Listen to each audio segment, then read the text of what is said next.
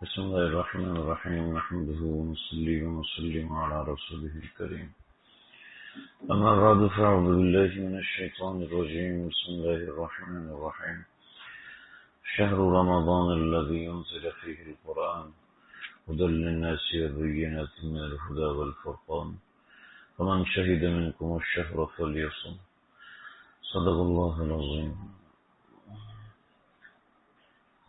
رمضان کا یہ آخری عشرہ چل رہا ہے اور آخری عشرے کے بھی 5 دن، آج 5واں دن ہے اور یہ مہینہ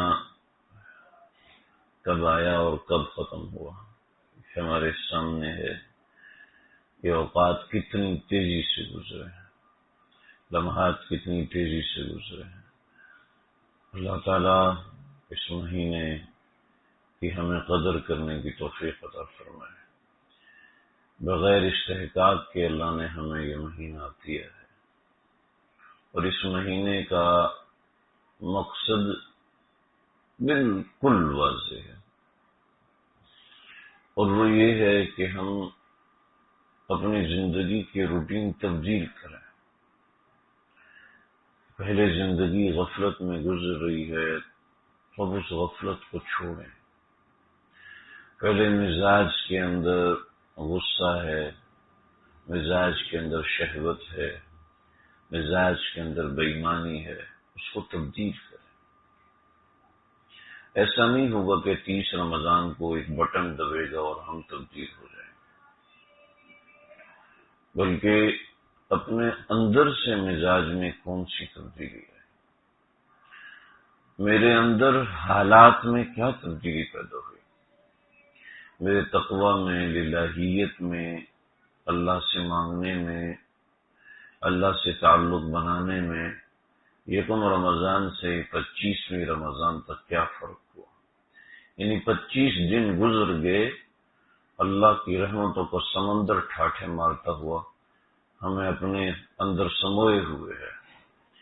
ان 25 دنوں کے اندر جب رحمت کا عروج ہے، نہ صرف یہ رحمت کا عروج ہے بلکہ ہمارے جسم کے اوپر اس کا اثر بھی ہے، اور وہ اثر یہ ہے کہ ہم صبح سے لے کے شام تک بھوکے رہتے ہیں.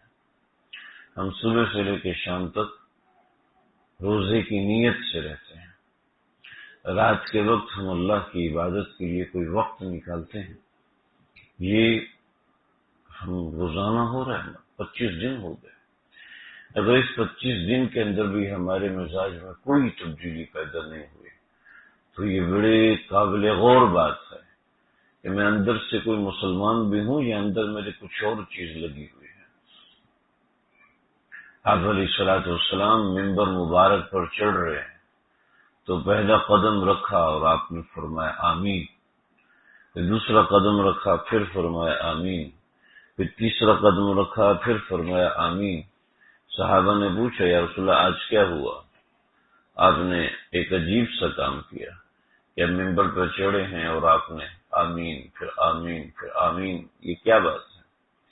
تو آپ علیہ الصلوۃ والسلام نے ارشاد فرمایا جب میں نے ممبر کی پہلی سیڑھی پہ قدم رکھا تو جبریل آ گئے اور آتے ہی وہ کہنے لگے جو شخص اپنے والدین کو میں سے دونوں کو یا کسی ایک کو بڑھاپے کی حالت میں پائے اور ان کی خدمت کر کے جنت حاصل نہ کر سکے تو ایسا شخص برباد ہو جائے. اللہ اکبر.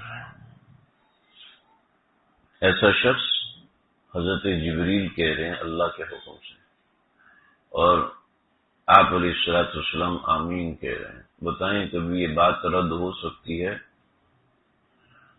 ماں باپ کو بڑھاپے کی حالت میں پائیں اور ان کی خدمت نہ کریں تو ایسا شخص برباد ہو جائے. دیکھو ایک بیلنس ہوتا ہے، ایک چیز سمجھیں. اس کا مطلب یہ نہیں کہ بیوی پہ انسان ظلم کرنا شروع کر دے. ہر چیز کی اپنی جگہ ہے. ہاں ٹھیک ہے آ جائیں. ہر چیز کی اپنی جگہ ہے اور اس کو اپنی جگہ پر رکھنا ضروری ہے. والدین کی خدمت کا معنی یہ نہیں ہے کہ انسان بیوی پہ ظلم کرنا شروع کرے۔ بے افطار کی بڑی فضیلت ہے کہ جو شخص کسی دوسرے کو افطار کرواتا ہے تو اس کے سارے روزے کا اجر اسے مل جاتا ہے، اور اگر کسی نے جناب آصف بھائی کو افطار کرایا تو آصف بھائی کے سارے روزے کا اجر اس کو ملے گا، لیکن آصف بھائی کے روزے میں کوئی کمی نہیں ہے، اس کے اجر میں کوئی کمی نہیں ہے۔ اور میرا روزہ میرے حق میں تو پتہ نہیں کیسا ہے، لیکن دوسرے کا روزہ میرے حق میں ضرور معتبر ہے، دوسرے کے روزے سے ضرور مجھے فائدہ ہوگا، کیونکہ میرے حق میں وہ معصوم ہے۔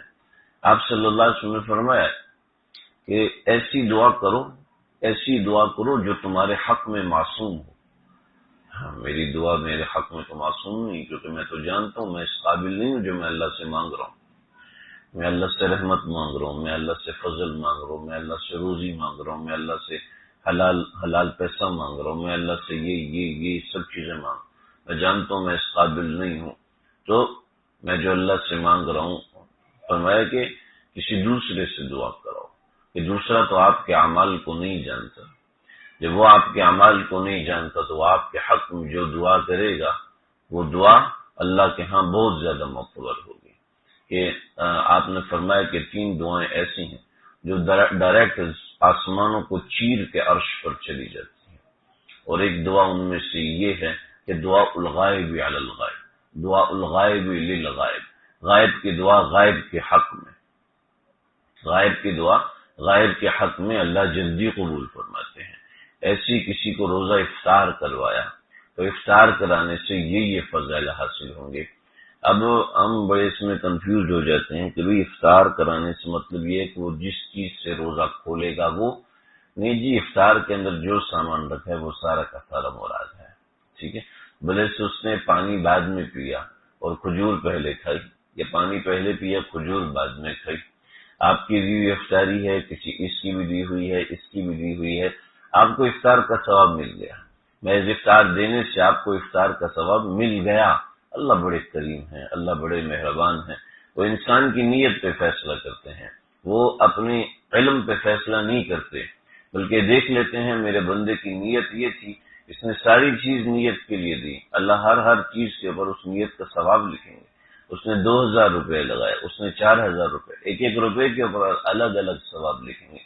اللہ کی شان بہت بڑی ہے، وہ نہیں دیکھتی کہ پہلے کون سا اور بعد میں کون سا ہے، تو ہر چیز کا فرق مراتب ہے۔ اب مطلب یہ ہے کہ افطار کی ٹائم بہت بڑا ہے، اور بیوی کو زور سے لگائے، وہ کھڑی ہے بیچاری کچن کے اندر لگ گئی ہے، افطار بنا رہی ہے، نہ اس کو اپنی نماز کی فکر ہے، نہ اس کو اپنی تلاوت کی فکر ہے، نہ اس کو اپنے روزے کی فکر ہے، نہ اس کو ذکر کی فکر ہے، نہ اس کو اذکار کی فکر ہے، نہ اس کو دعاؤں کا وقت مل رہا ہے، بس وہ صرف افطار میں لگی ہوئی ہے۔ نہیں، یہ چیز صحیح نہیں، بلکہ مناسب افطار ہو، مناسب افطار اور مناسب افطار کے اندر معاملہ کیا جائے۔ یہ کیا ہوا کہ اپنے ثواب کو پانے کے لیے دوسرے کے عمل کو ختم کر دیا جائے، اپنا ثواب روزے کا حاصل کرنے کے لیے، افطار کا ثواب حاصل کرنے کے لیے انسان دوسرے کے روزے کو ذبح کر دے، نہیں، یہ صحیح ہے۔ ہمارے اکابر نے جس طریقے سے رمضان گزارا ہے، اور وہ رمضان دکھاتا ہے کہ واقعتاً یہ رمضان ہے، واقعتاً یہ رمضان کا حق ادا کیا جا رہا ہے، نہ یہ کہ رمضان بھی چل رہا ہے اور رمضان کے اندر بھی ایک دن افطار کرانا ہے، اور اس افطار ابھی ایک جگہ افطار تھا اور افطار مسجد کے سامنے، افطار کے بعد کھانا تھا وہ بھی مسجد کے سامنے۔ میں نے مشاہدہ کہ کوئی 50-60 گاڑیاں آئیں، ان میں شاید 2-3 لوگ ایسے تھے جو مسجد میں آ کے انہوں نے نماز پڑھی ہے، مسجد میں آ کے انہوں نے تراویح پڑھی ہے، تراویح والے تو نہیں، مغرب کی نماز پڑھنے والے کچھ لوگ تھے۔ رات 12-12:30 بجے تک وہاں پر ایک ہجوم مچا رہا، لیکن کوئی نماز پڑھنے والا نہیں۔ بیسوں کو افطار کروا کے کرنا بھی کیا ہے، کیا مطلب ہے؟ اللہ کی میں نہیں کہا کوئی انسان فقیر ہے، کمزور ہے، مطلب اس کا یہ ہے کہ جو جان بوجھ کے فرض چھوڑ رہا ہے اس کو افطار کی فضیلت کیسے حاصل ہوگی؟ جو جان بوجھ کے فرض نمازیں چھوڑ رہا ہے، جو جان بوجھ کے سنت موقعہ جیسے تراویح چھوڑ رہا ہے، آپ صلی اللہ علیہ وسلم نے فرمایا کچھ روزے دار ایسے ہیں کہ ان کو روزہ میں بھوکا پیاسا رہنے کے علاوہ کچھ ایسے نہیں ہوتا، کچھ حاصل نہیں. اور ایسے روزے داروں کو خود ہی پتہ چل جاتا ہے کہ ہمارے ساتھ یہ معاملہ ہے، کسی کو ایکسپلین کرنے کی ضرورت نہیں ہوتی. اللہ ہم سب کی حفاظت کرے. ہمارا اپنا یہ حال ہے، ہم کسی کو کیا کہیں گے. لیکن بات یہ ہے کہ انسان کو اپنے اعمال پر ندامت ہو، اپنے اعمال پر تواضع ہو، اپنے اعمال کے اوپر ڈر ہو کہ پتہ نہیں اللہ قبول فرمائیں گے یا نہیں فرمائیں. دو قسم کے لوگ، پہلے رمضان سے میں یہ چیخ رہا ہوں، پہلے رمضان سے بات یہ بار بار دوہرا رہا ہوں، شاید اللہ میرے دل میں اتار دے، اللہ ہم سب کے دل میں اتار دے. یہ بار بار تکرار کی برکت سے اللہ دل میں اتار ہی دیتے ہیں، آج نہیں تو کل اتار دیں گے. دیکھو جی، اگر اعمال کرنے کے بعد اکڑ پیدا ہو رہی ہے، اعمال کرنے کے بعد غصہ آ رہا ہے، اعمال کرنے کے بعد مزاج خراب ہو رہا ہے، تو سمجھ لو عمل قبول نہیں ہے. اور اعمال کرنے کے بعد رونا آ رہا ہے، اعمال کرنے کے بعد افسوس ہو رہا ہے کہ صحیح نہیں کر سکا، اعمال کرنے کے بعد پریشانی ہو رہی ہے کہ صحیح اعمال نہیں ہو سکے، تو یہ علامت ہے قبولیت کی. اور یہ کیفیت ایسے نہیں کہ انسان آرٹیفیشلی پیدا کر سکتا ہے، خود بخود پیدا ہوتی ہے. یہ جب خود بخود پیدا ہوتی ہے تو سمجھ لو قبولیت کی طرف. ابھی بھی کچھ گیا نہیں، 5 دن باقی ہیں، اگر ایک لمحہ بھی استعمال کر دیا جائے تو کیا ہی بات ہے. تو آپ علیہ الصلوۃ والسلام کی جو روایت میں پیش کر رہا تھا، آپ نے فرمایا جس نے والدین کو پایا اور ان کی خدمت کر کے جنت حاصل نہ کی، ایسا شخص برباد ہو جائے. تو اب ایسے شخص کو بربادی سے کوئی نہیں روک سکتا. ایک شخص تھا، حضرت مولانا شاہ عبد الغنی پھول پوری صاحب رحمۃ اللہ علیہ تعالی کی خانقاہ میں آتا تھا. وہ شخص تھا double P H D. P H D ہونا بھی بہت بڑی بات ہے. 70s کی بات بتا رہا ہوں. ڈبل پی ایچ ڈی تھا اور خانقاہ میں کھڑا ہو جاتا تھا اور کہتا تھا کہ شیخ الہند رحمۃ اللہ علیہ کیا تقریر کرتے تھے اور میں سناتا ہوں، اور پورا ان کے طریقے سے تقریر کرتا تھا. پھر اس تقریر کا انگلش ترجمہ کرتا تھا اور جناب لوگ حیران رہ جاتے، کیا باتیں کر رہے. شیخ حضرت مجدد ملت حضرت تھانوی کیسے بیان کرتے تھے، ان کے علوم و فنون کو ایسے نقل کرتا تھا، لوگ حیران رہ جاتے تھے کہ علم کی کمی نہیں اور کمال کی کمی نہیں. میں قصہ سنانا شروع کروں، بات لمبی ہو جائے گی. کمال کی کوئی کمی نہیں، علم کی کوئی کمی نہیں. ہم نے جن حضرات نے خود اس شخص کو دیکھا کہ کیا ہوا کہ نالیوں کا پانی پیتا تھا. آج تو پائپ لائن نا، پہلے نالیاں ہوتی تھیں، پہلے کراچی کے اندر بھی نالیوں کا سسٹم، جیسے پنڈی میں، راول پنڈی میں آج کل پرانے علاقوں میں نالیوں کا سسٹم ہے، گاؤں دیہاتوں میں نالیوں کا سسٹم. ابھی تو گٹر لائن کا سسٹم ڈل گیا پورے کراچی کے اندر. لیکن نالیوں کے اندر جو پانی بیٹھا تھا وہ پانی پیتا تھا کہ اللہ نے ایک دماغ کی ایک نس دبا دی، پاگل ہو گیا. کہ جو لوگ اپنی ذہانت کو آگے رکھتے ہیں برباد ہو جاتے. وقالوا لو كنا نسمع او نعقل، وقالوا لو كنا نسمع او نعقل. کفار قیامت کے دن جب عذاب سامنے آئے گا، اہل عقل جب عذاب سامنے آئے گا، وقالوا لو كنا نسمع، کاش ہم کسی کی سن لیتے، او نعقل، کاش ہمیں عقل آ جاتی. محض اپنی عقل سے تبصرے کرنا، محض اپنی، جب تک انسان خود کو تابع نہیں بناتا. جتنے انبیاء آئے ان میں سے کوئی بھی سائنٹسٹ نہیں تھا جو عقل کا کھلاڑی ہو، جو دانشوری کا کھلاڑی ہو. کوئی پیغمبر ایسا نہیں جو بڑا عقل مند ہو، بڑا زیرک ہو. حالانکہ جو لوگ صاحب عقل تھے، جیسے لقمان حکیم، ایسے صاحب عقل تھے، لیکن اللہ نے ان کو نبوت نہیں دی. نبوت. لوگ سمجھیں گے کہ نبوت صرف ذہین لوگوں کو ملتی، اونچے درجات صرف ذہین لوگوں کو ملتے. اونچے درجات ذہین لوگوں کے لیے نہیں ہوتے، یاد رکھنا۔ ذہین لوگ ہمیشہ نیچے رہتے ہیں، یاد رکھنا۔ نیچے رہتے ہیں تو کامیاب ہوتے ہیں، اگر وہ اوپر جاتے ہیں تو تباہ ہو جاتے ہیں، سمجھ رہے ہیں؟ تو یہ جب اپنی زور اور اپنی عقل پہ اوپر جاتے ہیں تو کہیں نہ کہیں وہ ایسا بلنڈر کرتے ہیں کہ تباہی مچا دیتے ہیں۔ دنیا کے بڑے بڑے عقل مند جو سمجھدار لوگ ہیں، جو سمجھدار ایسے لوگ گزرے جو عقل کے اعتبار سے تباہی تھے، ان کے ایسے ایسے نظریات ہیں، آپ حیران ہو جاؤ گے۔ آپ کو کہ یہ تو کسی بے وقوف بچے کے بھی نہیں تھے، پاگل بچہ نا، اس کے بھی یہ نظریات ہیں۔ ایک نام بتاؤں، ہٹلر۔ حضرت شیخ الاسلام مفتی تقی عثمانی صاحب نے لکھا، ہٹلر کا نظریہ تھا، کہتے میں پوری دنیا کو چیلنج کرتا ہوں، کوئی مجھے اس میں ہرا دے، تو جتنا بڑا سمجھدار آدمی آئے مجھے ہرا کے دکھائے، ثابت کر کے دکھائے میں غلط ہوں، لیکن شاید آپ اور آپ کو ضرب دے دو 1 کروڑ سے، کوئی ایک بندہ بھی اس کو قبول نہ کرے، کہتے لیکن کوئی مجھے ثابت کر کے دکھائے میں غلط ہوں۔ اس کا نظریہ تھا کہ انسان کی شادی صرف اس کی بہن سے ہو سکتی ہے، اس کے علاوہ کسی سے نہیں ہو سکتی، کیونکہ وہی انسان کے لیے کمفرٹیبل ہوتی ہے، وہی انسان کو سب سے اچھا سمجھتی ہے، اس کے علاوہ جنبی اور رضائی وہ آپ کے ساتھ رہے وہ آپ کو کیا سمجھے گا؟ ثابت کرو۔ باقاعدہ اس کے ڈیبیٹس ہیں، کوئی اس کو ہرا نہیں سکا، ہیں جی، کرو قبول اس بات سے۔ ایسے بہت سے نظریات ہیں، کفار کیا کہتے ہیں، اتجعل آلہۃ الہ واحدہ ان ھذا لشیء عجاب، عقل لڑا چکا کہ سارے الہوں کو چھوڑ کر ایک کو پکڑا، پاگل ہے۔ ہٹلر بھی یہی ثابت کر رہا تھا، جو لوٹ آئے جتنے فرزانے گئے، تابہ منزل فقط دیوانے گئے۔ صحابہ کرام کیا چیز تھی؟ حضرت ابو بکر صدیق، آج کے زمانے میں تو لوگ اس کو بیوقوف ہی کہیں گے نا، آج کے زمانے کے لوگ کہ 4,000 اوقیہ سونا، 4,000 اوقیہ چاندی، وہ ساری کی ساری وقت نکال دی، ساری کی ساری غلاموں کے آزاد کرنے میں لگا دی۔ اور باپ نے کہا بیٹا تو نے اپنے لیے کچھ بچایا؟ تو بچیوں نے کہا کہ ہاں ابا بہت کچھ ہے، تو پتھر جمع کیے، پتھر جمع کر کے ابا کا ہاتھ نبینا سے، ابا یہ دیکھو کتنا مال ہے، کیا ہے انہوں نے عقل نہیں لڑائی۔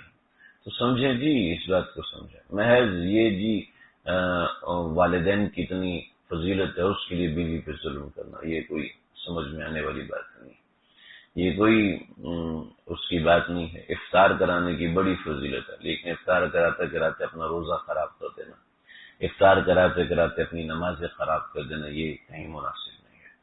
کہیں ہاں آپ کو ہے ٹھیک ہے، باہر سے لے کر جی تھوڑا سا یہ کر لے، تھوڑا سا باہر سے منگوا لے، اس طریقے سے کر لیے جی، باہر کے کھانا کھانے سے ہم فاسق ہو جائیں گے، کوئی فاسق خیال نہیں ہوتا، ایسے ادھر ادھر کی باتیں، وہ اور لوگ ہوتے ہیں اور معاملات ہوتے ہیں جو مکمل دین میں ایسے لگ جاتے ہیں اور دیوانے ہو جاتے ہیں، ان کو ایک ایک چیز کا فرق نظر آ رہا ہوتا ہے۔ حضرت مولانا احمد علی لاہوری رحمۃ اللہ علیہ تعالی، ان کے کسی نے امتحان لیا کہ بھی یہ بڑے صاحب کشف بزرگ ہیں اور ان کا امتحان لینا چاہیے، تو انہوں نے کچھ رشوت کے پیسے تھے اور کچھ حلال پیسے تھے، تو رشوت کے پیسوں کے سیب لیے اور حلال پیسوں کے سیب لیے اور دونوں کو مکس کیا اور نشان لگا دیے کہ یہ سیب رشوت والے ہیں۔ تو حضرت نے وہ وصول کیا، اور وصول کرنے کے بعد جو رشوت والے سیب تھے ان سب کو اٹھا کے سائڈ پہ رکھ دیا کہ یہ میرے کام کے نہیں ہے، یہ تم واپس لے جاؤ، میں یہ رکھ سکتا ہوں۔ جب انہوں نے دیکھا تو وہ سارے رشوت والے جو سیب جس پہ نشان لگا ہوا تھا، حضرت نے سارے کے سارے وہ واپس کیے تھے۔ یہی احمد علی لاہوری تھے کہ علامہ اقبال یہ دلیپ کی ڈگری حاصل کر کے آئے تھے اور لندن سے پڑھ کے آئے تھے ہندوستان کے اندر، اور دہریت کی طرف منتقل ہو رہے تھے اور قادیانیت کو پسند کر رہے تھے، تو احمد علی لاہوری رحمۃ اللہ علیہ کی مجلس میں گئے اور بیٹھے ہیں، کوئی بات نہیں ہوئی، صرف وہاں سے باہر نکلے ہیں تو اشارہ کیا کہ کچھ لکھنے کے لیے دو، زبان کام نہیں کر رہی تھی۔ جب باہر نکلے ہیں تو کسی کے پاس کوئی سمجھا نہیں، اقبال کا اشارہ تھا، سمجھا نہیں، کوئی لکھنے کے لیے مانگ رہے ہیں، تو وہاں پر کسی نے کوئی کھانا پکایا تھا تو لکڑیاں جلی ہوئی تھیں، تو جلی ہوئی لکڑی اٹھائی تو دیوار کے اوپر لکھنا شروع کر دیا۔ وہ پوری نظم ہے، ایک پوری نظم جس کا ایک مصرع ہے، نہ پوچھ ان خر کا پوشوں سے، ارادت ہو تو دیکھ ان کو، یدے بیضا لیے بیٹھے ہیں اپنی آستینوں میں۔ اقبال دوبارہ پکے سچے اسلام کی طرف واپس لوٹے۔ یہ انسان محض اپنی عقل سے وہ رسائی حاصل نہیں کر سکتا جو حدود اللہ نے رکھی، کیونکہ عقل ایک حد تک چلتی ہے، اس کے بعد وہی الہی ہے، انسان کو اس سے تابع ہونا پڑتا ہے۔ آپ کا بچہ کتنا بھی سمجھدار ہے، اسکول جائے گا نا، اسکول جائے بغیر پڑھ سکتا ہے، کسی استاد کے بغیر سیکھ سکتا ہے؟ نہیں، خود کبھی بھی سیکھ نہیں سکتا، اس کو ہمیشہ کہیں نہ کہیں سے سیکھنا پڑتا ہے۔ ایسے دینی نظریات اور دینی عملیات بھی سیکھنے پڑتے ہیں، ایسے کسی کو خود بخود اور اپنی عقل سے کوئی سیکھ نہیں سکتا، جو سیکھے گا لازمی غلطی کرے گا۔ کیوں جی؟ انجینئر بننے کے بعد آپ کو کسی کمپنی میں کام کرنا پڑتا ہے، کام کرنا پڑتا ہے کہ نہیں کرنا؟ ڈاکٹر بننے کے بعد ہاؤس جاب کرنی پڑتی ہے کہ نہیں؟ بغیر ہاؤس جاب کے کوئی ڈاکٹر بنتا ہے؟ ان کو پتہ ہے عملی زندگی اور ہے اور لکھت پڑھت کی زندگی اور ہے۔ ایسے نظریات نہیں چلتے، ایسے نظریات کے اوپر فیصلے نہیں ہوتے جی، جب تک انسان ان کے اوپر کام نہیں کرتا، جب تک انسان ان کو سیکھتا نہیں ہے۔ کسی اللہ والے کی نشست اور مجلس میں جائے بغیر یہ چیز نہیں ہوتی، کسی اللہ والے سے کی صحبت کے بغیر یہ چیزیں نہیں ملتی ہیں۔ اللہ رب العزت نے ہجرت کو فرض کیا، صحابہ کرام جو مکے میں رہ گئے فرمایا کہ یہ مسلمان تصور نہیں کیے جائیں، مسلمان ہی تصور نہیں کیے جائیں گے، اگرچہ وہ لا الہ الا اللہ محمد رسول اللہ پڑھتے ہیں، لیکن جو پیچھے مکے میں رہے گا وہ مسلمان تصور نہیں کیا جائے گا۔ ان سب کو مکے کی ہجرت فرض کر دی، مکے کی ہجرت فرض کی کہ تمہارے ذمے ہجرت ہے، تم نے محمد عربی صلی اللہ علیہ وسلم کے ساتھ جانا ہے۔ جو ہجرت حبشہ جنہوں نے کی وہ ہجرت حبشہ فرض نہیں تھی۔ آپ اگر ٹیک لگا کے بیٹھے اور سونے کے قریب ہیں، تھوڑا سا آگے آ جائیں، کمر میں تکلیف ہے تو الگ بات ہے، توجہ سے بیٹھیں گے تو فائدہ ہونا۔ اقبال نے ارادت ہو تو دیکھیں، اگر ارادہ ہونا تب کام بنتا ہے، ارادے کے بغیر پیغمبر کی مجلس میں جانے سے بھی فائدہ نہیں ہوتا۔ سمجھ؟ ارادے کے بغیر کتنے لوگ آئے، آپ صلی اللہ علیہ وسلم کی مجلس میں آئے اور کیا ہوا؟ ایسی بات چلے گی، اور ارادہ لے کر آئے۔ مطعم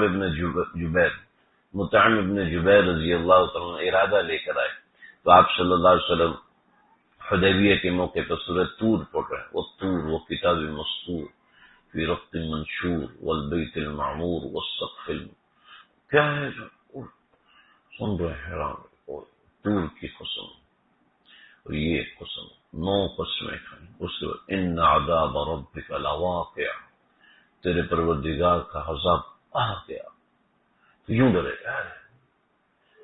ما لہ من دافع، کوئی اس سے بچ نہیں سکتا، یوم تمور السماء مورا، یہ تو قیامت کا اتنا زوردار ذکر ہو رہا ہے۔ ارادہ بنا، آپ کے پاس آئے، قرآن سنائیے، اپنا قرآن سنائے، اسی وقت مسلمان ہو گئے۔ اور ارادہ نہیں تھا نا، ابو جہل سے پوچھا کہ ہم جس سے جنگ کرنے آئے ہیں یہ سچا نبی ہے نا؟ کہاں سچا نبی، بالکل پکا نبی، تو پھر تم مانتے کیوں نہیں ہو؟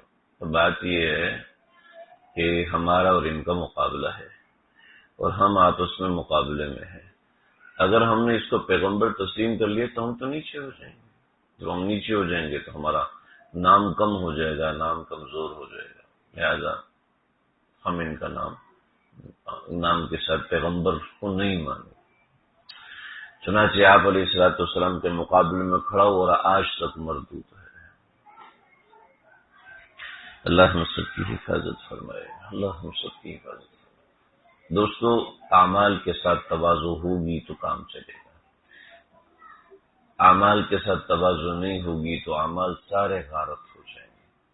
انسان ہمیشہ خود کو حق اور دوسرے کو غلط سے عام طور پہ میاں بیوی کے جھگڑے میں ہوتا ہے، گھریلو معاملات میں ہوتا ہے۔ میں بالکل سچ ہوں، تم لوگ ناقابل سماعت ہو، تم لوگ ناقابل توجہ ہو، تم ایسے ہو ویسے ہو ایسے۔ اللہ ہم سب کی حفاظت فرمائے۔ دیکھو جی، یہ میں بات کرتے کرتے ادھر نکل گیا۔ آپ صلی اللہ علیہ وسلم نے فرمایا جس نے ماں باپ میں سے کسی ایک کو یا دونوں کو پایا اور اپنی مغفرت نہ کروائی، ایسا شخص برباد ہو جائے۔ تو برباد ایسے ہوتے جیسے میں نے بتایا، وہ ڈبل پی ایچ ڈی ہے، لاکھوں کی تنخواہ لیتا تھا 70s کے اندر، تو میں اس پیسے آ جانے سے وہ تو سمجھ رہا ہوگا میں تو آباد ہو گیا، میرا تو یہ ہو گیا، میں تو وہ ہو گیا، لیکن ایسے برباد ہوا کہ اللہ نے عقل سلب کر لی، اللہ نے ایمان سلب کر لیا اور بربادی کی طرف چلا گیا۔ اللہ امان، اللہ ہم سب کی حفاظت فرمائے۔ دیکھو بھائی، کسی کو کم تر ہم نہیں سمجھ سکتے۔ اعمال کے اندر تواضع کا مقصد یہ ہوتا ہے انسان اعمال کرے اور اپنے اعمال کے اوپر شرمسار ہو نہ۔ یہ حضرت شیخ الحدیث مولانا زکریا صاحب رحمۃ اللہ علیہ ایک جگہ پر کچھ علماء جمع تھے، کچھ لوگ جمع تھے، رات ہوئی وہیں پر سو گئے، تو مولانا خلیل احمد سہارنپوری صاحب رحمۃ اللہ تعالی نے شیخ الحدیث کو جگایا کہ بھی اٹھو جی، جاگو بے۔ اٹھے، تہجد کے لیے اٹھے، وضو کیا تو وضو کا ابو دیکھا سارے سو رہے ہیں، ہم تہجد پڑھ رہے ہیں۔ تو حضرت نے فرمایا کہ بیٹا، مولانا یحییٰ خلیل صاحب، مولانا یحییٰ صاحب، کہ بیٹا کاش کہ تو بھی سویا ہی رہتا، کاش کہ تو بھی سویا ہی رہتا کہ تجھے تہجد کی روح حاصل نہیں ہو سکتی۔ تو ایسے ہی اعمال کی روح حاصل کرنے کی کوشش کریں۔ اگر اعمال کیے ہیں تو ان کی روح حاصل کرنے کی کوشش کریں، اگر اعمال نہیں کیے تو اس کے اوپر اللہ سے معافی مانگیں، گڑ گڑائیں، اللہ جی کچھ بھی نہیں کر سکا، اللہ کوئی عمل نہیں ہو سکا۔ تو جو والدین میں کسی ایک کو پائے اور اپنی بخشش نہ کروا سکے، تو میں ایسا شخص برباد ہو جائے۔ اللہ ہماری حفاظت فرمائے۔ اس کے بعد فرمایا جو آپ صلی اللہ علیہ وسلم کا نام نامی اس میں گرامی سنے اور اس کے بعد آپ پر درود نہ پڑے، ایسا شخص برباد ہو جائے۔ چنانچہ فقہا نے لکھا ہے کہ آپ صلی اللہ علیہ وسلم کا جب نام آئے، یعنی محمد صلی اللہ علیہ وسلم، جب اس کا ذکر کیا جائے تو اس وقت صلی اللہ علیہ وسلم پڑھنا ضروری ہے۔ چنانچہ ہمارے ایک دوست تھے، غیر عالم تھے، بیان بہت اچھا کرتے تھے، تو وہ پورا نا انہوں نے ایک جملہ ان کی زبان پہ چڑھا ہوا تھا، حضور اقدس رحمت دو عالم سرور کائنات حضرت محمد صلی اللہ علیہ وسلم، حضرت محمد صلی اللہ علیہ وسلم۔ بعد میں نے ان سے کہا کہ بھی جب آپ نام لیتے ہیں تو سامنے والے کے لیے ضروری ہے کہ وہ درود پڑھے، اس لیے آپ نام نہ لیا کریں۔ تو کیا کہا آپ علیہ الصلوۃ والسلام نے یہ فرمایا، تو لوگ سمجھ جاتے ہیں اس سے کون مراد ہے۔ رسول اللہ صلی اللہ علیہ وسلم نے یہ فرمایا، نبی اکرم صلی اللہ علیہ وسلم نے یہ فرمایا، رحمت دو عالم تاجدار مدینہ صلی اللہ علیہ وسلم، اس طریقے سے آپ صلی اللہ علیہ وسلم کا ذکر کر دیا جائے۔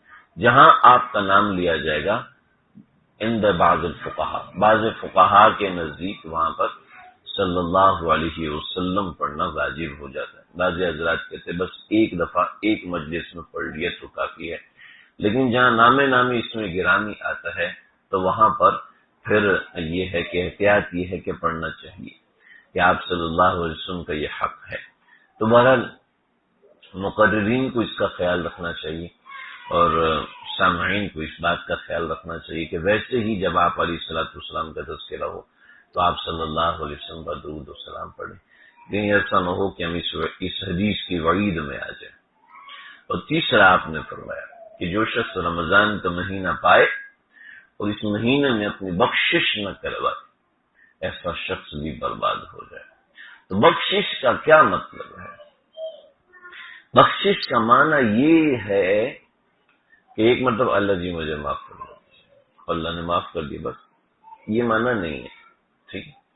بخشش کا معنی یہ ہے کہ زندگی ایک نئے ٹریک پہ شروع ہو جائے، زندگی ایک نئے رخ پہ چلنے لگے، زندگی میں ایک نیا طریقہ، ایسا نہیں کہ جیسے رمضان سے پہلے تھے ویسے ہی ڈھیٹ رمضان کی بات ہے، جیسے رمضان سے پہلے بے نمازی تھے ایسی رمضان کے بعد بھی بے نماز، جیسے رمضان سے پہلے شہوت پرست تھے، ایسے ہی رمضان کے بعد بھی شہوت پرست رہے۔ جیسے رمضان سے پہلے زبان بولنے میں چالنے میں بے توجہی تھی، رمضان کے بعد بھی وہی رہے، یہ نہیں ہونا چاہیے۔ اور میں دیکھ رہا ہوں ہمارے معاشرے میں پہلے رمضان سے اگلا رمضان بدتر ہوتا ہے، پہلے رمضان سے اگلا رمضان اور برا ہوتا ہے۔ رمضان میں ہمارے آپ حضرات، میں ان کو دیکھتا ہوں، یقین کیجئے اتنی خوشی ہوتی ہے، لیکن میں ایک بڑے طبقے کو جانتا ہوں کہ رمضان نے ان کی زندگی پہ کوئی اثر نہیں کیا۔ خود اپنے کئی رشتہ داروں کو جانتا ہوں، رمضان نے ان کی زندگی پہ کوئی اثر نہیں کیا، کہ جیسے وہ پہلے رات 8-9 بجے سو جاتے تھے، صبح اٹھ کے کام پہ چلے جاتے تھے، بس ابھی بھی ویسے ہی صبح اٹھ کے 8-9 بجے ناشتہ کریں گے، ناشتہ کر کے چلے جائیں گے۔ ان کو کوئی پتہ نہیں ہے کہ رمضان آیا یا نہیں، تراویح آئی یا نہیں۔ ایک بڑی تعداد ایسی ہے، اور یہ بڑی تعداد بڑھتی جا رہی ہے۔ یہ غفلت کا ایک معاملہ ہے۔ آہستہ آہستہ آپ دیکھیں، ابھی تو کچھ سالوں سے ایسا ہو رہا ہے کہ قربانی سے اختلاف ہو رہا ہے، کہ لوگ قربانی سے اختلاف کرتے ہیں کہ بھئی قربانی نہیں ہونی چاہیے، اتنا جانور ذبح کرتے ہو بھئی، اتنا جانور ذبح کرتے ہو بھئی، چھوڑو اس کا ذبح کرنے کو، اس کی بجائے پیسے مت کرو۔ یعنی دین کی بیسکس کے اوپر اختلاف ہو رہے ہیں۔ ظاہر بات ہے وہ اختلاف اس لیے ہو رہے ہیں کہ جو دوستی ہیں، جو صحبتیں ہیں، وہ یہ اختلاف پیدا کرتے ہیں۔ ایسا نہیں، ایسے خدا واسطے دل کے اندر کنویں نہیں کھدے ہوتے کہ وہاں سے اختلافات نکل کے آنا شروع ہو جائیں۔ بہت چیزیں ہیں اس کے پیچھے، بہت سے راز ہوتے ہیں کہ دین کی بیسکس کے اوپر اختلافات، دین کی بیسکس کے اوپر اس نوعیت کی چیزیں ہوتی ہیں۔ میرے کئی ایک جاننے والے ایسے جو باہر ممالک میں رہتے ہیں، اور ان کے ابتدان اشکالات اور تھے، اور بھی ان کے سوالات اور ہیں۔ پہلے ان کے سوالات اس نوعیت کے تھے، بھی یہ زکوٰۃ کیوں فرض ہے؟ جب اللہ کو ہمارے مال میں سے لینا نہیں، اس کی لوجک ہمیں سمجھا دے تب ہم اس کو کریں۔ نماز کیوں فرض ہے، اس کی لوجک ہمیں سمجھا دیجیے۔ اور ایسا میرے کئی لوگوں سے واسطہ پڑا جو دین کی بالکل بیسک، یہ کیا ہوا لا الہ الا اللہ محمد رسول اللہ پڑھنے سے پہلے ہم کافر تھے، اب ہم پکے پکے مسلمان ہو گئے، یہ کیسے پاسبل ہے؟ ہم ہمیشہ جنت میں جائیں گے۔ میں کہا صرف پڑھنے سے کوئی نہیں ہوتا، اگر اندر سے تبدیلی نہیں ہے تو پڑھنے سے کوئی فائدہ نہیں۔ تو رمضان صرف گزارنے سے کوئی فائدہ تھوڑی ہوتا ہے۔ نوجوان ہماری مسجد میں اعتکاف بیٹھا، کہنے لگا جی میں نے اپنی زندگی بدلنی ہے وغیرہ وغیرہ۔ ایک دن بعد اعتکاف سے اٹھ کے چلا گیا۔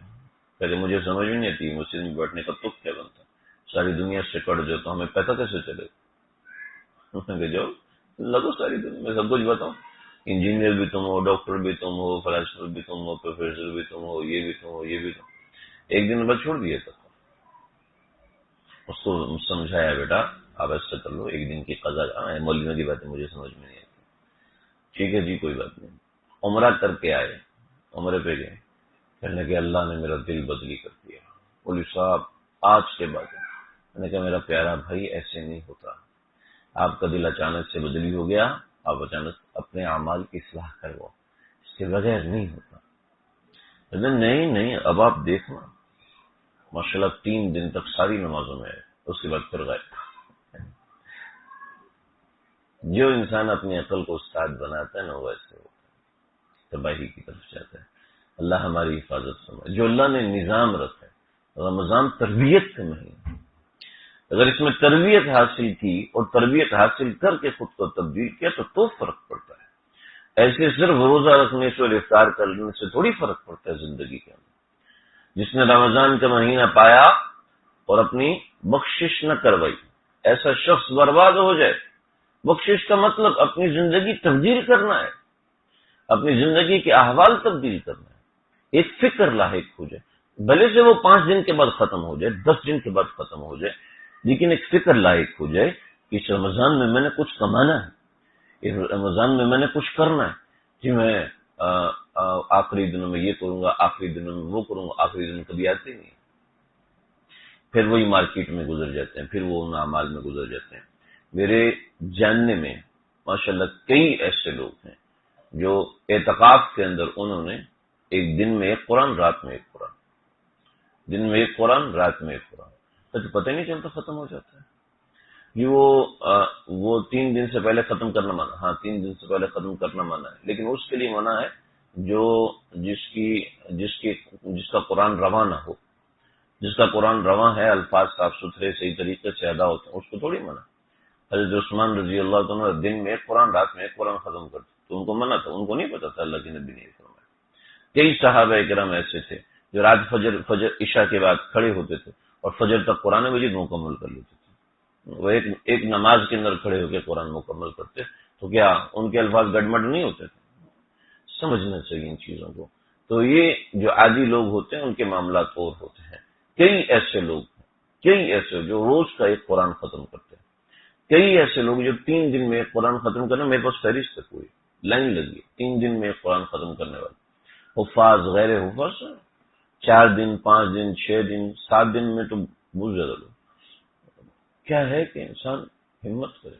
اور دوسری طرف ایسے لوگ بھی ہیں، میرے ساتھ عمرے پہ گئے تو میں نے یہاں کراچی ایئرپورٹ پہ وعدہ کیا، میں نے کہا ایک وعدہ کرو۔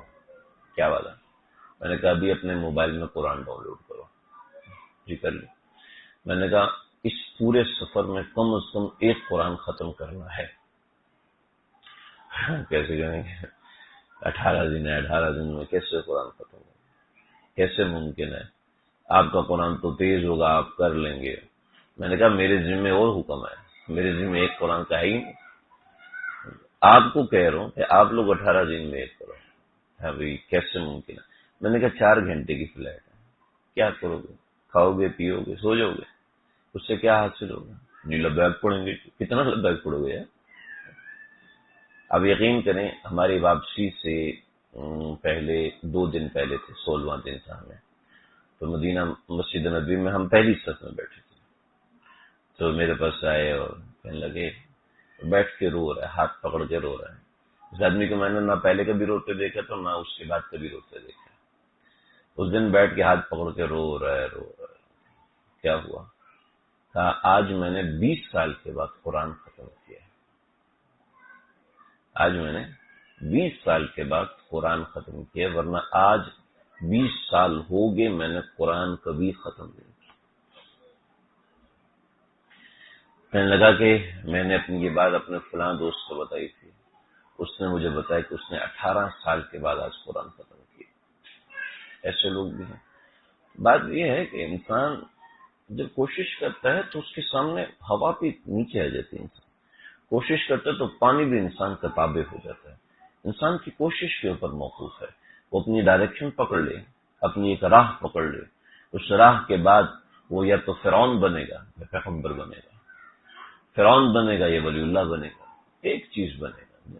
یہ ایسا نہیں ہے کہ انسان زندگی سے غافل ہو جائے، اللہ کی یاد سے غافل۔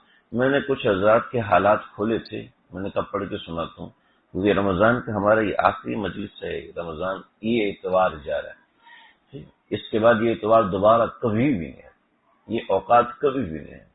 تو اس کو کچھ دیر خلوت ہو۔ جب انسان گناہ میں لگتا ہے وہ خلوت مانگتا ہے، سمجھے؟ اور جب انسان اللہ میں لگتا ہے تب بھی وہ خلوت مانگتا ہے۔ ایک محبت کی ایکسٹریم لیول پہ جاتا ہے اور ایک گندگی کے ایکسٹریم لیول پہ جاتا ہے، وہ بھی تنہائی مانگتا ہے اور یہ بھی تنہائی مانگتا ہے۔ اگر ہمارے پاس تنہائی کے نام پہ کوئی پرائیویسی نہیں ہے تو سمجھ لیں کچھ بننے والا نہیں ہے، کچھ بننے والا نہیں۔ ایک علامت میں نے پہلے بتائی کہ اعمال کے بعد تواضع پیدا ہونا شروع۔ دوسری کہ اگر خلوت آپ نہیں مانگ رہے اعمال کے لیے، اس کا مطلب آپ کو وہ چیز اور لذت حاصل نہیں، وہ تعلق مع اللہ، وہ دولت حاصل نہیں۔ کسی نے مجھ سے، کسی خاتون نے مجھ سے رابطہ کیا، جی میں یہ تو اس سے مجھے کیا حاصل ہوگا؟ میں نے کہا کچھ بھی حاصل نہیں ہوگا، کچھ بھی۔ دانش بھائی نے مجھے سنایا، میرے سامنے بھی کئی واقعات ہے۔ ایک صاحب نا کوئی بہت بڑی گاڑی خریدنے گئے تو اس کو آخر میں اس سے پوچھتے ہیں اس کا ایوریج کیا ہے؟ تو کہنے لگا آپ نے یہ گاڑی نہیں لینی، اب چھوڑ دیں۔ کئی گاڑی چلانے والے ایوریج نہیں پوچھتے، سمجھ نا، یہ ریسنگ کارز ہوتی ہیں وہ ایوریج پوچھتے ہیں، نہیں پوچھتے۔ ایسے ہی جب آپ پہلے سے پوچھنا مجھے ملے گا کیا، تو آپ کرنے والے نہیں، چھوڑیں، آپ رہنے دیں۔ اگر آپ کرنے والے ہیں تو من جد و جد، کچھ کرو اور اللہ نہ دے، ایسا ہو نہیں سکتا، ہو نہیں سکتا۔ میں چند باتیں اپنے تجربے کی بنیاد پہ کہتا ہوں۔ اور تجربہ یعنی میرا ذاتی تجربہ نہیں، اپنے اکابرین کا تجربہ، اپنے بڑوں کا تجربہ، آپ نے کوئی دعا مانگی، غلط مانگی صحیح مانگی، کبھی ضائع نہیں ہوتی۔ میں یہاں پر ماڈل کالونی معین آباد میں ایک مسجد میں بیان پہ گیا، تو میری جو ہے وہ مسجد میں پوری مسجد بھری ہوئی ہے، اوپر کی منزل بھری ہوئی، بہت لوگ تھے۔ 27ویں شب کا بیان ہوا تو یہ مسجد افسر میں میرے پاس ایک نوجوان آیا، میرے سامنے ایک وہ لوہے کی ٹپائی رکھی ہوئی تھی، اس کے پاس بیٹھا، یقین کرنا اس کی عمر ہوگی کوئی 21-22 سال، وہ چٹا گورا خوبصورت نوجوان، چھوٹی چھوٹی اس کی داڑھی، آیا اور میں دیکھو اس کی آنکھیں ایسی سرخ ہو رہی ہیں۔ میں ساتھیوں سے کبھی آپ جاؤ یہاں سے، بیٹھا، وہ بیٹھ کے رونا شروع ہوا۔ اب یقین کرنا کہ 35 منٹ تک وہ مسلسل رویا، آپ اس کے دل کی حالت سمجھیں، مسلسل رویا۔ کہنے لگا میں نے اللہ سے ایک دعا مانگی ہے، اللہ میری دعا قبول نہیں کر۔ کیا مسئلہ ہے؟ کہنے لگے مجھے ایک لڑکی سے محبت ہے، میں چاہ رہا ہوں اس سے میری شادی ہو جائے۔ پھر سے رو رہے تھے۔ میں نے کہا پاگل، اس کے لیے رو، لیکن اس سے میری شادی ہو بھی نہیں سکتی۔ میں نے کہا کیوں؟ کہتے وہ میری خالہ ہے۔ انا للہ، محرم رشتے کے حرام عشق میں مبتلا ہوں، میں کوئی مجھے فتویٰ دو کہ میری کسی طریقے سے، انا للہ و انا الیہ راجعون، الامان الامان الامان۔ لیکن میں پھر بھی کہتا ہوں کہ اس نے جو اللہ سے اتنی گڑ گڑا کے حرام چیز مانگی ہے، اللہ اس کی دعا رد نہیں کرے گا، اس کو متبادل دیں گے، اس کا کوئی متبادل دیں گے۔ چنانچہ اس کو متبادل ملا، لیکن وہ طریقہ میں اس کو بیان میں ذکر نہیں کرنا چاہتا۔ تو دوستو، اللہ سے مانگنے والا کبھی بیکار نہیں جاتا، اللہ کے لیے کوشش کرنے والا کبھی اللہ اس کی کوشش ضائع نہیں کرتا، اللہ سے وعدہ اور عہد اور پیمان کرنے والا اللہ اس کے وعدے اور پیمان کو ضائع نہیں ہونے دیتا۔ وہ بھول جائے گا، اللہ نہیں بھولیں گے، وہ انکار کرے گا، اللہ انکار ہونے نہیں دیں گے، وہ بھاگنا چاہے گا، اللہ اسے بھاگنے نہیں دیں گے، وہ اپنے آپ کو تباہ کرنا چاہے گا، اللہ تباہ کرنے ہونے نہیں دیں گے۔ ایک نوجوان تھا، وہ گاؤں میں مدرسے میں پڑھتا تھا، قاری صاحب کے پاس جاتا تھا، جو مسجد ہوتی ہے گاؤں کی، سارے بچے فجر کے بعد وہاں جا کے پڑھتے ہیں، بڑا ایک پر نور ماحول ہوتا ہے گاؤں دیہاتوں کے اندر، کہ نماز کا سلام پھرتا ہے اور پھر بچے بچیاں آنا شروع ہو جاتے ہیں، اور ادھر ایک لائن بن جاتی ہے، سارے بچے جناب گاؤں کے سارے محلے کے سارے بچے آتے ہیں، وہاں پڑھتے ہیں، ایک بڑا زبردست ماحول ہوتا ہے۔ مجھے تو یہ بڑا پسند ہے، کاش کے شہروں میں بھی ایسا ہو، لیکن شہروں میں ٹوں ٹوں ٹوں ٹوں ٹاں ٹاں ٹاں ٹاں شروع ہو جاتے ہیں نا، وینوں کی آوازیں شروع ہو جاتی ہیں فجر کے بعد۔ تو بہرحال گاؤں میں یہ ماحول ہوتا ہے کہ وہ سارے لوگ فجر سے پہلے اٹھے ہوتے ہیں، ایک بڑی برکت والا ماحول ہوتا ہے، سارے کام کر کے ساری چیزوں سے فارغ ہو کے بیٹھو، ابھی 8 بجے وہ تو ایک جھونکا لگاؤ، فجر کے بعد تو 9:30 بجے ہوتے ہیں، بھائی سارا ٹائم نکل کے بھاگو۔ تو گاؤں میں یہ برکات ہوتی ہیں۔ تو وہ قاری صاحب جو ہے نا، وہ سب کو پڑھاتے، پہلا کلمہ طیب، پہلا کلمہ طیب میں نے، تو وہ جب کلمہ پڑھاتے تو کہتے ہیں بچوں وعدہ کرو یہ کلمہ نہیں چھوڑنا، سارے بچے کہتے ہیں نہیں چھوڑنا، کوئی نوکری دے نہیں چھوڑنا، کوئی پیسہ دے نہیں چھوڑنا، کوئی مال دے نہیں چھوڑنا، نعرے لگاتے ایسا، کہتے کوئی نوکری دے نہیں چھوڑنا، پھر کہتے کوئی چھوکری دے نہیں چھوڑنا۔ کہنے لگے کہ یہ اتنی سی بات، بچپن میں قاری صاحب سے بڑھ گیا، میں امریکہ گیا اور وہاں نوکری تلاش کی۔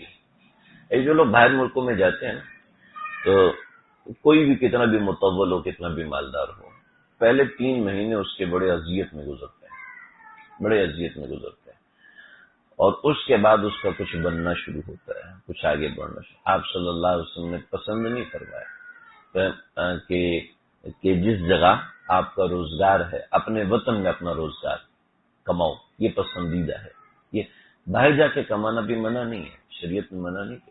آپ صلی اللہ علیہ وسلم تجارت کے لیے باہر تشریف دے گئے، لیکن ایک بات ہم عمومی طور پر سب کو کہتے ہیں کہ یورپین کنٹریز کے اندر آپ چلے جائیں گے آپ کی نسل بھی بچ جائے گی، لیکن آپ کی نسل کی جو آگے نسل ہوگی اس کے ایمان کی خیر نہیں، اس کے ایمان کی خیر نہیں۔ خود ہمارے پاکستان کے اندر بیٹھے ہوئے کالجوں اسکولوں کے اندر دہریے بن رہے ہیں، کسی ایک لڑکی سے دوستی ہو جاتی ہے، وہ ایک آنکھ مار دیتی ہے، اپنا ایمان اس کے ہاتھ میں دے دیتا ہے۔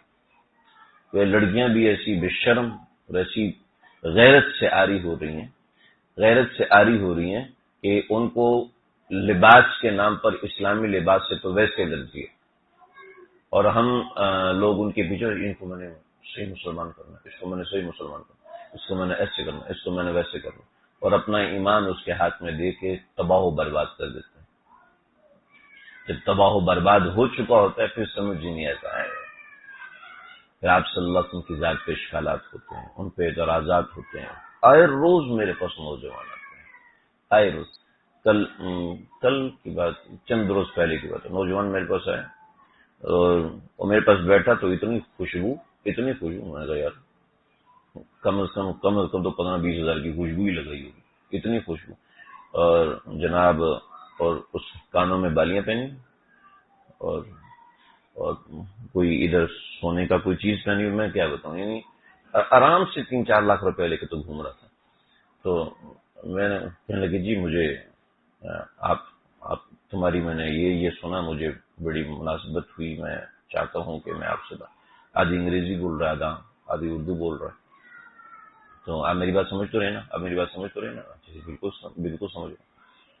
میں نے اس سے 2-3 سوال کیے، میں نے کہا یعنی وہ اس کے جتنے سوالات تھے سارے خارج از اسلام، کوئی مرتد جیسے سوال کرتا نا ایسے، کیونکہ صحیح مسلمان تو وہ بنا نہیں، ٹھیک ہے، لیکن صحیح طریقے سے مرتد اس کو بنانے میں کسی چیز نے نہیں چھوڑا، کہ اس کے اوپر جو انفلوئنسر بیٹھا تھا اصل میں سوالات اس کے تھے، اس کے اپنے ذہن کے کوئی سوالات نہیں تھے، کیونکہ ہمارے ذہن کے اندر باقاعدہ ٹاپنگ کی جاتی ہے، باقاعدہ چیزیں بھری جاتی ہیں، ہم اس کو بہت زیادہ قبول کرتے ہیں، اور جوابات ہم تلاش کرتے ہیں گوگل سے، جوابات ہم تلاش کرتے ہیں سوشل میڈیا سے، اور ان 100 میں سے کوئی 2-4 لوگ ہمارے پاس بھی آ جاتے ہیں، 100 کے ہزاروں میں سے 2-4 لوگ، ورنہ تو کہتے ہیں یہ تو حرف غلط ہے، مولانا کے پاس سب سے پہلے مولوی صاحب کے پاس نہیں جاتے، سب سے پہلے مولوی صاحب کے پاس، خبردار جو گئے ورنہ تمہاری خیر نہیں ہے، یہ مولوی جاہل ہوتے ہیں، الٹریٹ ہوتے ہیں، ان کو آتا جاتا کچھ نہیں، سب سے پہلے تو یہ چیز فیڈ کی جاتی ہے کہ ان کو جواب کی صحیح جگہ سے بھٹکا دیا جائے۔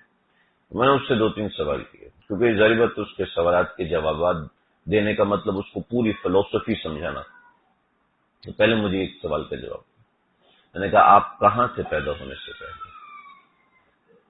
سوال میں کہ جیسے آپ کے، میں نے کہا آپ پیدا ہونے سے پہلے کہاں تھے؟ کیا مطلب پیدا ہونے سے پہلے کہاں؟ میں نے کہا یہی مطلب ہے پیدا ہونے سے پہلے آپ کہاں تھے؟ کہ میں تو کچھ بھی نہیں تھا۔ میں نے کہا یہ بھی بات غلط ہے، آپ تھے، آپ کہیں نہ کہیں تھے، کہیں بھی نہیں تھا یہ بکری کا بچہ، کہیں بھی نہیں تھا یہ گائے کا بچہ، کہیں بھی نہیں تھا یہ باہر گھومنے والی بلی، ٹھیک، یہ ہے، ہم انسان ہیں، ٹھیک ہے، ہم کیوں ان کے فرق ہو؟ آپ نے بلی نے آپ کو کیوں نہیں پالا؟ جواب دو، کیوں بھائی؟ ایسے الٹے سوال ہونے چاہیے نا، جب اس کے الٹے سوال آپ کو بتاؤں گا آپ کا دماغ خراب ہونا شروع ہو جائے، میرا بھی تو دماغ خراب ہوگا نا، میں بلڈ پریشر کا مریض آدمی، میں کہ بلی کو آپ نے پالا ہے، بلی نے آپ کو کیوں نہیں پالا؟ یہ مجھے بتاؤ، آپ کتا پالتے ہو، کتے نے آپ کو کیوں نہیں پالا؟ تو اس کتے نے کیا قصور کیا ہے بھائی؟ کیوں آپ نے اس کے گلے میں زنجیر، کیا قصور کیا اس نے؟ کیوں بلا وجہ مچھر کو مارتے ہو؟ مظلوم مچھر صرف خون پینے تو آتا ہے، عقلی حدود کا کوئی جواب نہیں، ورنہ تو آپ مجھے بتائیں، سب سے بہترین بزنس تاریخ کا میں آپ کو بتاتا ہوں، ایک رات میں 1 خرب روپے چوری، سب سے بہترین بزنس۔ بھائی چوری سے تو نقصان ہوگا، اس کا میرا تو فائدہ ہوگا نا، یہ میرا فائدہ، میں آرام سے جہاز بک کروں گا، پورے پاکستان میں گھوموں گا، ایک رات میں 1 ارب کمانا کوئی آسان، کوئی مسئلہ تھوڑی، چوری کا بزنس ہے، تو کیوں لوگ حلال کے پیچھے بھاگ رہے ہیں؟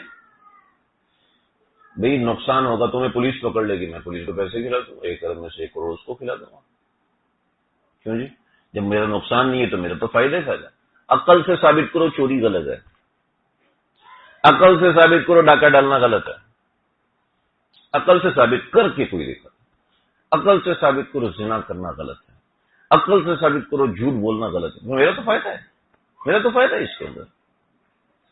یہاں پر شریعت کو پکڑنا پڑے گا، ورنہ بغیر شریعت کے آپ کچھ نہیں کر سکتے، بغیر شریعت کے آپ ایک حکم غلط ثابت نہیں کر سکتے۔ بات کرتے کرتے پتہ نہیں کدھر نکل گیا، میں نے یہ چیز سنانی تھی آپ حضرات۔ تو بھائی وہ شاید اس کا میرے دماغ پہ پریشر ہے، تو اللہ تعالیٰ ہماری ہم سب کی حفاظت فرمائے۔ دوستو یہ جو اعمال ان پر ایک ندامت تاری ہو، اپنی عقل کو سب کچھ نہ سمجھے کہ میں نے تو بڑے عمل کیے، میں نے تو یہ عمل کیے، میں نے وہ عمل کیے۔ اعمال کے بعد ندامت تاری ہو، اس کے بعد انسان اللہ سے مانگے کہ انسان مانگنے سے کبھی بھی کم نہیں ہوتا۔ ایک مرتد، ایک ہندو حضرت تھانوی رحمۃ اللہ علیہ کے پاس آیا، کہنے لگا کہ حضرت مجھے کوئی عمل بتاؤ جس سے مجھے سمجھ میں آ جائے کہ کون سا دین و حق ہے۔ تو حضرت تھانوی رحمۃ اللہ علیہ نے فرمایا کہ جنگل میں چلے جانا، نہا کے دھو کے، اور کہنا کہ اے وہ ذات جس نے آسمان پیدا کیا، اے وہ ذات جس نے زمین پیدا کی، اے وہ ذات جس نے جنگل، پرندے، پودے، یہ سب چیزیں پیدا کی، آپ میرے دل میں حق کو القاء فرما دیجیے۔ حضرت نے فرمایا 3 دن کے بعد آیا اور مسلمان ہو گیا۔ حضرت شیخ الاسلام مفتی تقی عثمانی صاحب دامت برکاتہ کے پاس ایک صاحب آئے، یہ بات چلی ہے تو میں اس کو پورا کر دوں۔ فرمایا کہ میرے پاس ایک شخص آیا باہر ملک سے، مجھے کہنے لگا کہ میں پتہ نہیں کون سا مذہب اس نے بتایا، میں اس مذہب کا فالوور ہوں، میں اسلام کو پڑھنا چاہتا ہوں، آپ مجھے مدرسے میں داخلہ دیں گے؟ تو میں نہیں، ہم یہاں پر داخلہ صرف مسلمانوں کو دیکھتے ہیں، کافروں کو نہیں دیکھتے۔ بڑا کمزور ہے آپ کا مذہب، ایک کافر سے ڈر گیا۔ میں کہ آپ اس کو کمزور سمجھو یا اس کی مضبوطی سمجھو، کہ ہمارا یہ اصول ہے اور اس اصول کے تحت ہم کسی کو معاف نہیں کر سکتے۔ آپ پاکستان میں آئے تو ویزا لے کر آئے ہو، وداؤٹ ویزا ہے کہ ویزا لے کر آؤ؟ پاکستان تو بڑا کمزور ہے، بغیر ویزے کے کسی کو چھوڑتا نہیں۔ آپ کا امریکہ بھی بڑا کمزور ہے، بغیر ویزے کے کسی کو چھوڑتا نہیں۔ کہنے لگے اچھا ٹھیک ہے۔ تو ایسے لوگ مطمئن تو ہوتے نہیں، صرف چپ ہو جاتے ہیں۔ تو کہنے لگے کہ آپ مجھے بتائیں کہ میں آپ کے مذہب میں کس کو فالو کروں؟ آپ کے مذہب کے لوگ یہ کہتے ہیں، کچھ کہتے ہیں یہ ایسے نماز پڑھو، کچھ کہتے ہیں ایسے نماز پڑھو، کچھ کہتے ہیں اس طریقے سے عمل کرو، کچھ کہتے ہیں اس طریقے سے عمل کرو۔ تو حضرت نے فرمایا کہ دیکھو، نماز پڑھنا، روزہ رکھنا، حج کرنا، یہ مسئلے ہیں اختلافی، ٹھیک ہے، لیکن اللہ ایک ہے، آخرت برحق ہے، رسول اکرم صلی اللہ علیہ وسلم آخری نبی، یہ مسئلے اتفاقی ہیں، اس میں کسی کا اختلاف نہیں، لہذا جس میں اتفاق ہے وہ تو قبول کرو نا۔ کہنے لگا ٹھیک ہے، اگر میں نے قبول کر لیا تو ٹھیک، اس کے بعد میں کس کو فالو کروں؟ اس کے بعد اس کو فالو کرنا جو آپ کو سب سے زیادہ مناسب لگتا ہے، اور اس کے ساتھ کچھ دن گزارنا۔ جب اس کے ساتھ کچھ دن گزارو تمہیں اطمینان ہو تو اپنے دین پہ پکے ہو جانا، ورنہ کسی دوسرے کے پاس چلے جانا۔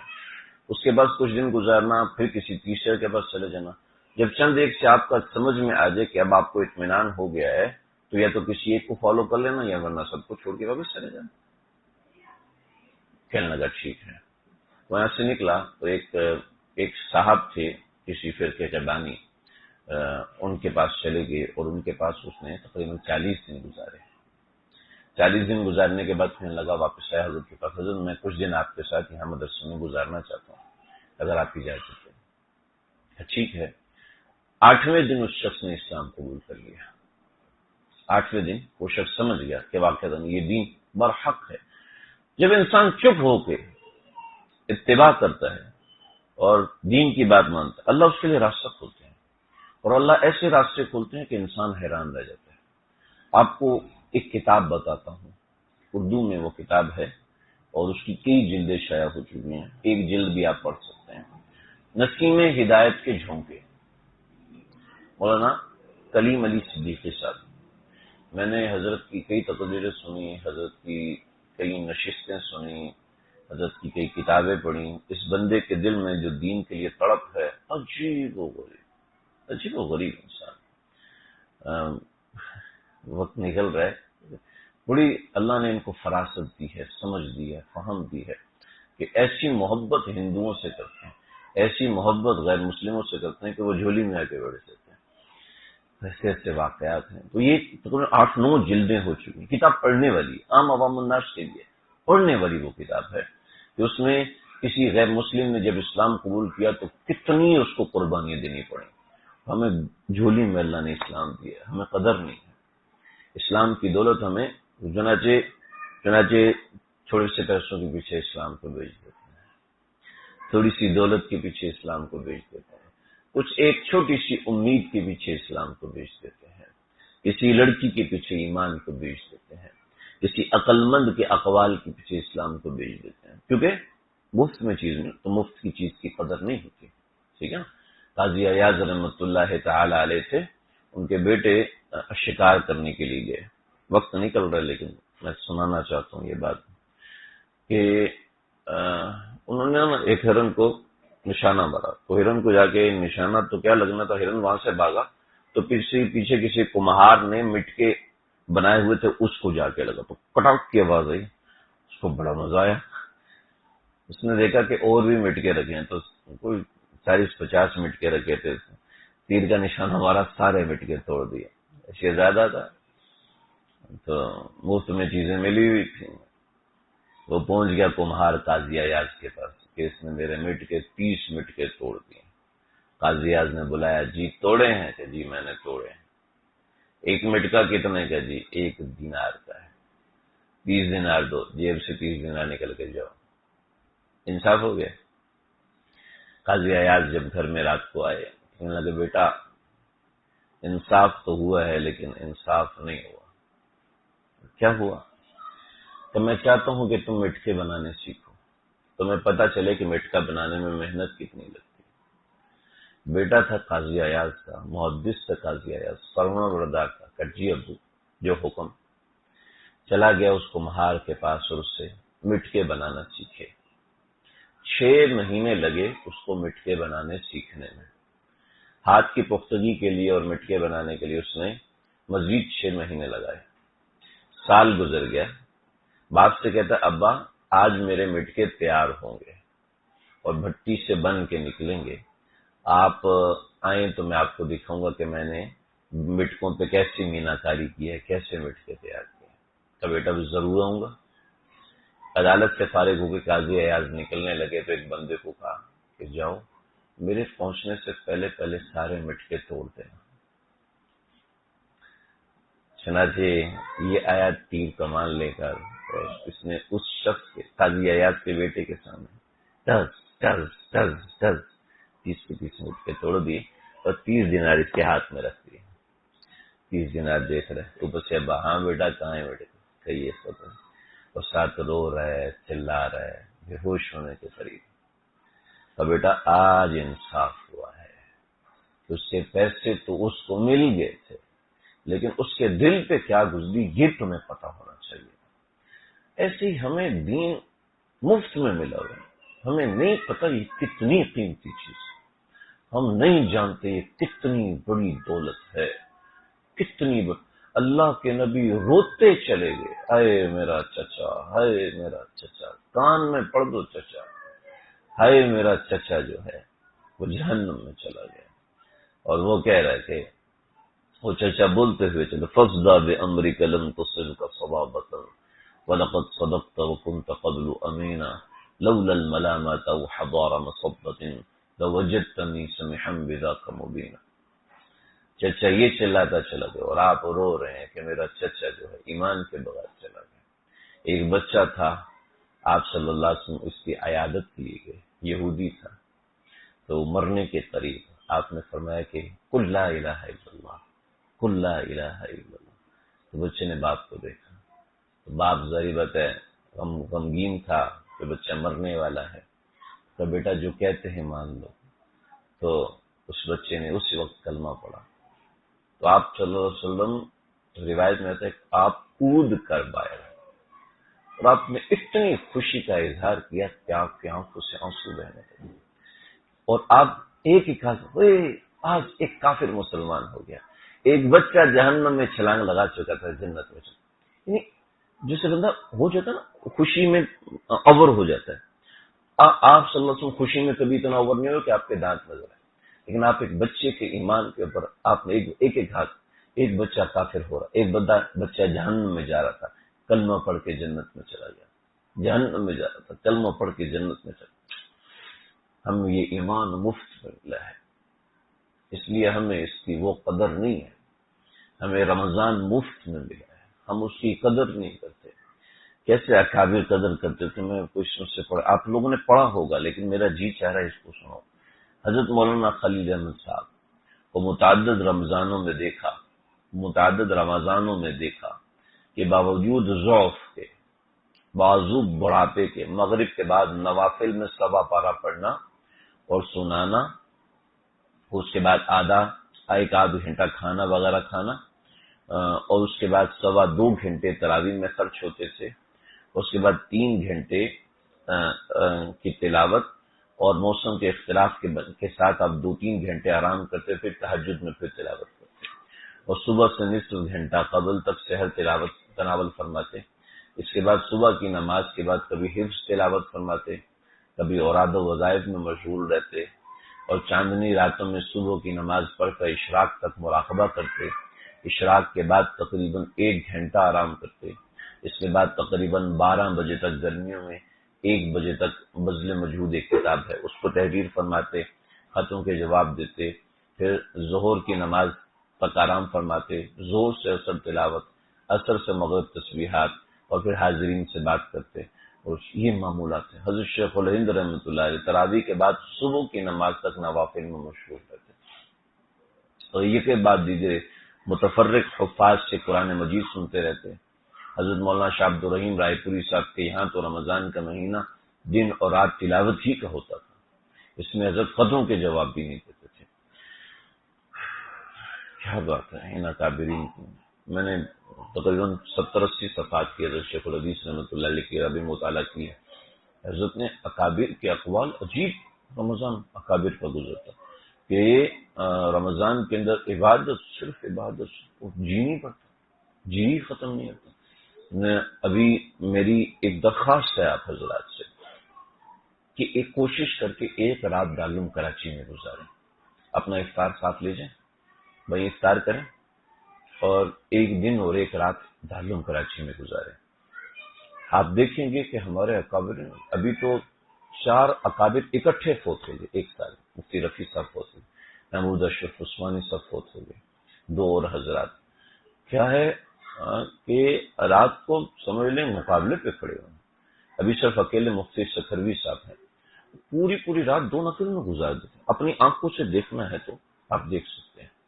تو کوشش کر کے ایک دن اور ایک رات کہ فجر کے بعد مولانا جو یہ رضوان اشرف صاحب ان کا بیان ہوتا ہے، ظہر کے بعد حضرت شیخ الاسلام مفتی تقی عثمانی صاحب خود تشریف لاتے ہیں، بیان فرماتے ہیں. عصر کے بعد مفتی سکھروی صاحب روزانہ بیان فرماتے ہیں. رات 11 بجے سے 12 بجے تک مفتی سکھروی صاحب روزانہ بیان فرماتے ہیں، تربیت فرماتے ہیں. اس کے بعد وہیں سب کے سامنے وہ عبادت میں مشغول ہوتے ہیں. تو کوشش کرتے بھی ایک دن اور ایک رات وہاں گزاریں، کچھ وقت ملے، کچھ وقت نکالیں کہ امید ہے روزے بھی 30 ہوں گے، تو ایک دن رات وہاں گزاریں. دن رات نہیں تو ایک رات گزارتے ہیں کہ کچھ دیر ان حضرات، بہت بڑے لوگ ہیں، بہت بڑے لوگ ہیں، ہمارے پاس سرمایہ ہے، کروڑوں خرچ کرنے کے بعد لوگ ان کی صحبت میں آ کے بیٹھتے ہیں. دوسرے ملکوں میں لوگ آتے ہیں. میں اس کی ترویج نہیں کر رہا، حضرات نے منع کیا کہ اعلان تشہیر کر کے اعتکاف ان کا کرنا، لیکن بتاؤں کہ ہمارے اکابر موجود ہیں. کوشش کریں کوئی ایک دن، ایک وقت، دن کا کوئی وقت ان کے ساتھ گزاریں کہ دیکھیں ان حضرات نے رمضان کی قدر کیسے کی. جب ہم ان کو دیکھیں گے تو پھر سمجھ میں آئے کہ ہاں مجھے بھی ایسے کرنا ہے. جب انسان کے سامنے کوئی سیمپل نہیں ہوتا تو پھر انسان اپنی فینٹیسی کے اندر جی رہا ہوتا ہے، اپنی ہی سوچوں کے اندر مگن ہوتا ہے اور یہی کر رہا ہوتا ہے. وہی 5 دن باقی ہیں، 26واں، 27واں، 28واں، 29واں، 30واں، یہ 5 دن باقی ہیں. ان میں 5 قرآن ختم ہو سکتے ہیں، جن میں تو بہت اٹک کے پڑھتے. ایک قرآن ختم ہو سکتا ہے، آدھا قرآن ختم ہو سکتا ہے، ایک منزل پڑھی جا سکتی ہے، بہت کچھ کیا جا سکتا ہے. جی مجھے اپنے کاروبار سے، میرے جوتوں کا کاروبار ہے، جی شاپ ہے میری، کپڑوں کا کاروبار ہے، بڑا رش ہوتا ہے. ٹھیک ہے، آپ دکان کو ٹائم دیں بالکل، لیکن اپنے 2 گھنٹے رکھ لیں، 2 گھنٹے رکھ لیں. 2 گھنٹوں میں نے عبادت کی. اور یکسو ہو کے کرنی ہے، نہ اس میں میرے پاس بچے ہوں گے نہ بچیاں ہوں گی، اور اپنے گھر والوں کو بھی کہ بھی بچوں کو میں سمجھتا ہوں آپ یکسو ہو کے تو، اور کچھ ان کو وقت دیں پڑھنے کے لیے، محنت کرنے کے لیے، کہ ان کو مصلی پر بیٹھنے کی عادت ہو، کہ مصلی پر وقت گزارنے کی عادت ہو، کہ ہم ابھی کئی ماشاءاللہ میرے سے تعلق میں کچھ 70-80 خواتین اعتکاف بیٹھی، اتنی ہی 70-80 مرد اعتکاف بیٹھے، تقریباً بڑی عمر کے لوگوں کا تو کوئی مسئلہ نہیں، لیکن جو جوان بچے بچیاں تھے ان کا یہ مسئلہ ہم ایک جگہ پہ کیسے بیٹھیں گے، تو ممکن ہی نہیں۔ اور شروع کا 1-2 دن تو انتہائی مشقت میں، باہر نکلنا منع ہو رہا ہے، بہت مشکل، لیکن پھر جب ان کا دل لگتا ہے نا، گر جوانی توبہ کردن شیوائے پیغمبری، اس کو وہ چیزیں مزہ آتی ہیں جو پیغمبروں کو مزہ آتا ہے، جو چیزیں اللہ پیغمبروں کو عنایت کرتے ہیں۔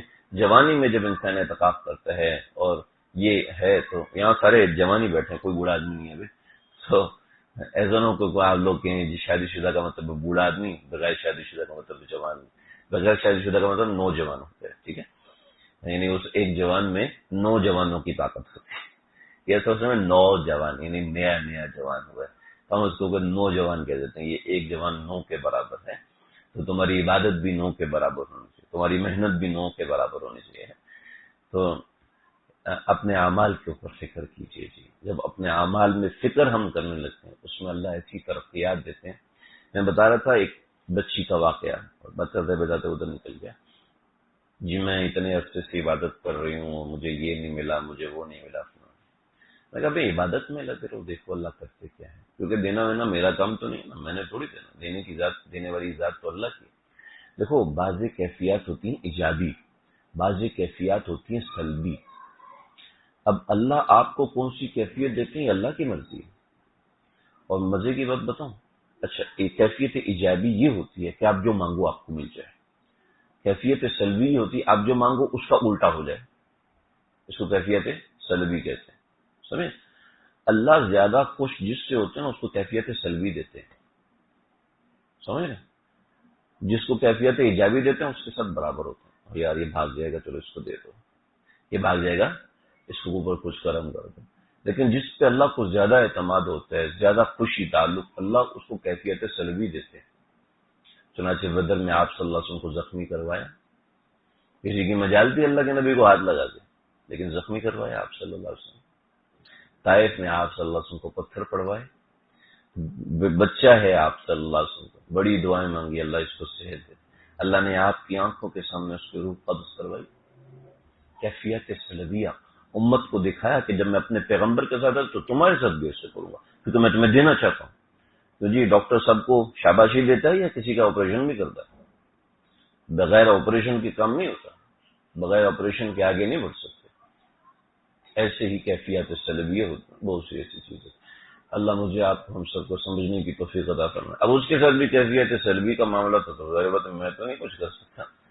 تو کیا ہوا، ایک دن فون آیا اور بڑی خوشی کا اظہار، حالانکہ میں نے تو اللہ سے مانگا تھا کہ آپ صلی اللہ علیہ وسلم کی زیارت ہو، لیکن مجھے آج رات کو اللہ کی زیارت ہوئی، خواب میں اللہ کی زیارت ہونا، علماء کا اختلاف ہو سکتی نہیں ہو سکتی، لیکن ہمارے اکابرین کا یہی کلیہ ہے کہ اللہ کی زیارت خواب میں ممکن ہے۔ تو جب اللہ دینا چاہتے ہیں اور دیتے ہیں تو پھر تو کمال ہی ہو جاتا ہے، لیکن انسان طالب بن کے رہے، بھکاری بن کے رہے۔ اللہ یہ یہود کہتے تھے نا، ان اللہ فقیر ونحن اغنیاء، اور اللہ کہتے ہیں یا ایھا الناس انتم الفقراء الی اللہ، لوگوں تم اللہ کے سامنے فقیر ہو، یہ اللہ مانگتے ہیں آپ کو جھولی پھیلائی، ہم آپ کے سامنے فقیر ہیں، اس کا اظہار کریں پھر دیکھیں اللہ کیا نہیں دیتے۔ میرے کئی ایسے ساتھی ہیں، اور حضرت تھانوی رحمۃ اللہ علیہ، حضرت شیخ العزیز جن کی یہ کتاب، حضرت تھانوی رحمۃ اللہ علیہ کی مجلس میں گئے اور مجلس سے واپس آئے تو سب طلبہ جو ہے حدیث کی سند لے کر آئے تھے، حضرت لے کر نہیں آئے، حضرت آپ کیوں نہیں لے کر آئے؟ اب میں کس منہ سے مانگوں کہ مجھے سند دیں؟ حضرت تھانوی فرمایا جب مانگے گا تو دوں گا نا، ایسے کیسے دے دوں؟ حضرت تھانوی تو فاروقی اصول کے پابند، مانگے گا تو دوں گا نا، نہیں تو چاہے ان سب کو استاد ہے، نہیں مانگتا تو میں نہیں دیتا۔ اللہ رب العزت تو جلال والے ہیں، جب میرا بندہ مجھ سے مانگتا ہے میں دیتا ہوں، مانگے تو صحیح، اچھا کروڑوں چیزیں ایسی بغیر مانگے دے دیتے ہیں، لیکن ایسا ہے کہ اپنی احتیاج اللہ کے سامنے ظاہر کریں۔ اللہ مجھے آپ ہم سب کو سمجھنے کی توفیق عطا فرمائے۔